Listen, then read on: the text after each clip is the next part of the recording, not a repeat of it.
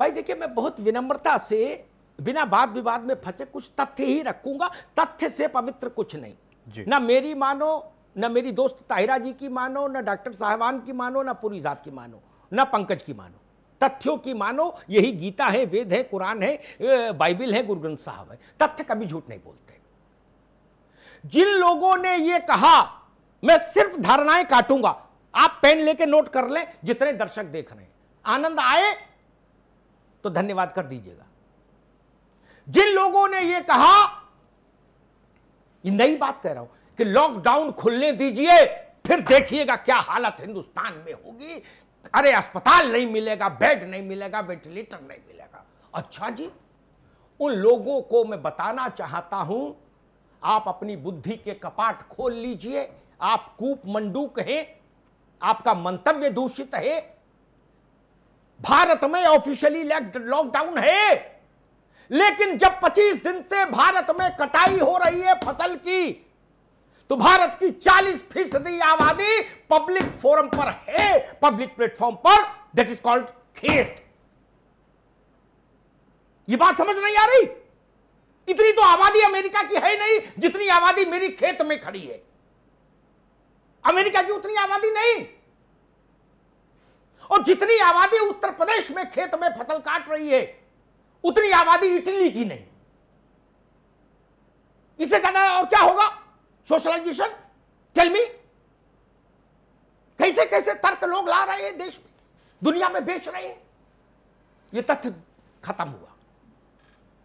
हिंदुस्तान की सब्जी मंडियां चली from the first day of lockdown till today.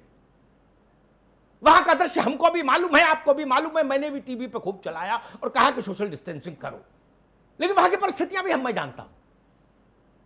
चाहे आजादपुर की हो, चाहे दिल्ली की हो, चाहे लखनऊ की हो, चाहे फर्रुखाबाद की हो, और चाहे मुंबई की हो। दुनिया के बड़े मुल्कों में तो उतनी आबादी शहरों की नहीं जितना आदमी मंडी में रेलम पेल रहा। और एक बात कह दूं, ऐसे तर्क वालों पर ही मुझे बहुत गुस्सा है। उन्होंने देश को भय बेचकर बीमार कर दिया। लोगों ने कहा कि भाई हिंदुस्तान में मृत्यु को छुपा लिया सरकार ने। उसमें उनका इंटेंशन कुछ मोदी जी का से भी हिसाब किताब बराबर करना रहा होगा। मैंने बहुत सरल भाषा में उनसे पूछा, आज के सोशल मीडिया के युग में क्या संभव है कि जेब में लाश ले आए अस्पताल से कोई? नहीं। अरे फूंकने तो जाएगा, दफनाने तो जाएगा कि घर में रख लेगा? बाबा कहां दफना रहा, कहां फूंक रहा है? बताओ ना। जेब में फूंक रहा है क्या? ये बीड़ी में रख के फूंक ले रहा है चाचा को। ये तमाशा मत फैलाओ। दूसरी एक बात आई कि जी अभी और समय आएगा, भारत के लिए अलग टाइम टेबल है कोरोना का।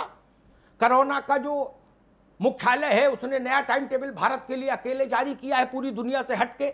बोले बच्चा तुम ये ले जाओ। मैंने कहा अच्छा जी, नया टाइम टेबल भारत के लिए। मैंने उस पर चिंतन किया तो तथ्य बताते हैं, अमिताभ अग्निहोत्री को मत मानिए, मैं बहुत छोटा आदमी हूं। तथ्य बताते हैं 25, फिर सुनिए, 25 जनवरी से 31 जनवरी तक, 30 जनवरी तक चाइना को छोड़कर भारत समेत दुनिया के सभी बड़े मुल्कों में कोरोना प्रवेश कर गया था। तारीख वही है। जितने दिन इटली में हुए कोरोना को, अमेरिका में हुए, उतने ही दिन भारत में हो गए। यह मत कहिए कि भारत में बहुरिया नई आई है, यह मत समझाइए। भारत में भी बहु आए, उतने दिन हो गए। यहां कोरोना लूडो खेल रहा है, वहां तांडव कर रहा है, और यहां लूडो खेल रहा है। बोले नहीं, अभी लूडो खेल के उठेगा तब तांडव करेगा। क्यों भाई? ये किसने बता दिया कि लूडो कब तक खेलेगा? ये तमाशा क्यों कर रहे हो? मुल्क से प्यार है नहीं है क्या? बैर है, मुल्क का मनोबल तोड़ना चाहते हो जी? तथ्य को काटो ना। जब तथ्य नहीं बचते तो व्हाट्सएप यूनिवर्सिटी चलाते हो, सोशल साइट्स पर दुष्प्रचार करते हो, कम समझदार आदमी को डराते हो। मुझे बताओ ना, एक वायरस उसका एक करैक्टर, वायरस तो नहीं जानता, यहां भाजपा की सरकार है, भाजपा वो तो पार्टीबाजी में चुनाव लड़ना नहीं वायरस को जी। डेंगू आया था उसने भी नहीं लड़ा, इबोला आया उसने नहीं लड़ा, सार्स मार्स कौन कौन आए थे डॉक्टर साहब वो भी चुनाव नहीं लड़े, तो कोरोना भी नहीं लड़ेगा। लेफ्ट और राइट के चक्कर में वो तो फंसेगा नहीं।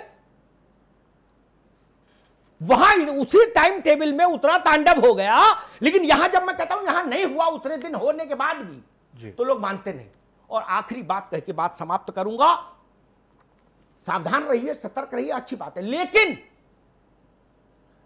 विज्ञान के आधार पर कह रहा हूं, मेरी जानकारी को जो मित्र चुनौती देंगे मैं शीश झुका के उनकी बात सुनूंगा। अगर मानव के शरीर में कोरोना है, वो लक्षण युक्त हो, बिना लक्षण वाला हो, 28 दिन, बहुत प्रामाणिकता के साथ करें पूरी जिम्मेदारी, 28 दिन लास्ट लिमिट है, 28 दिन में कोरोना अपना कौतुक कर देगा, किसी के रोके नहीं रुक सकता जी। भारत में फसल कटाई को इतना दिन हो गया, होने जा रहा है, मंडी लगातार खुली है, क्या सच नहीं है? मालगाड़ियों से ढुलाई हो रही है सामान की, वहां लोग नहीं है क्या जी?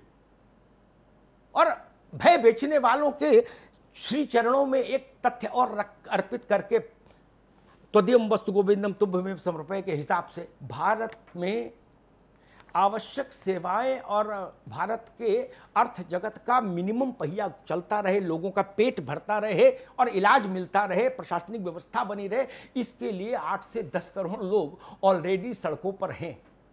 बिल्कुल, दुनिया के तमाम मुल्कों में जहां कोरोना तांडव कर रहा है नग्न नाच, उतनी उनकी आबादी नहीं है जी। जितनी हमारे यहां आदमी सड़क पर है, लॉकडाउन होते हुए, लॉकडाउन बना रहे इसकी देखरेख में जी। नोएडा 62 पर 30 पुलिस वाले खड़े रहते हैं 62 चुंगी पर कि कोई गाड़ी ना निकल जाए।